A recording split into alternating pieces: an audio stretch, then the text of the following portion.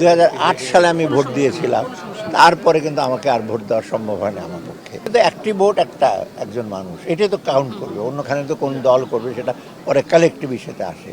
আজকের দিনটা কিছু কিছু বিরাট 18 কোটি দেশের যেখানে প্রত্যন্ত অঞ্চল আছে, কিছু সুবিধা অসুবিধা থাকে, কিন্তু সেগুলো খুবই নগণ্য, এছাড়া অত্যন্ত ভালো হয়েছে।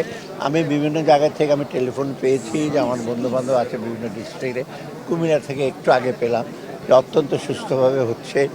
তারপর আরও বাইরে আরেক জায়গাতে পেলাম। একটা বিশেষ বিষয় হলো এখন এই পর্যন্ত বাইরের জায়গায় নারীদের ভোটারদের সঙ্গে একটু বেশি, সেটা খুব এনকারেজিং। নারীরা ভোট দিতে যাচ্ছে, বাকিরা সবাই আসবে। অর্থাৎ সব মিলে আমি মনে করি অত্যন্ত একটা সুষ্ঠু নির্বাচন।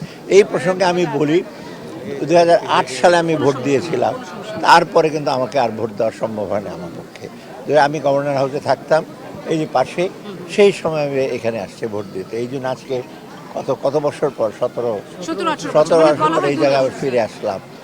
অথবা এটা একটা আমি বলবো যে রোমাঞ্চকর একটা অভিজ্ঞতা এবং এটা অত্যন্ত একটা গুরুত্ব।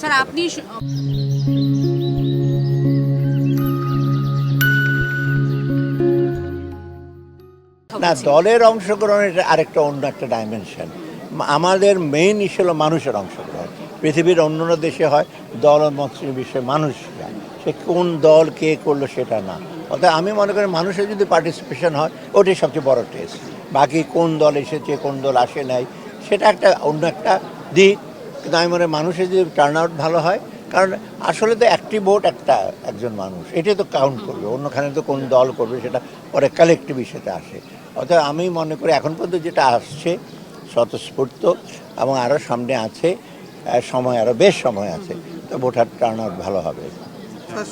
আর আপনারা একটু আপনারা একটু বাংলাদেশের সবাই একযোগে একটু কাজ করেন, আমাকে দ্রুত সামনে নিয়ে যাওয়ার দিন আসছে। আমরা যতদিন ছিলাম আমরা কিছুটা চেষ্টা করেছি, কিছুটা গ্যাপস আছে, একবারে 17 মাসে সব কিছু করা যায় না, তবে আমরা সদিচ্ছা নিয়ে করেছি। আশা করি আগামী যে সরকার আসুক তারা আমি দ্রুতটার প্রতি এমফেসিস দিচ্ছি।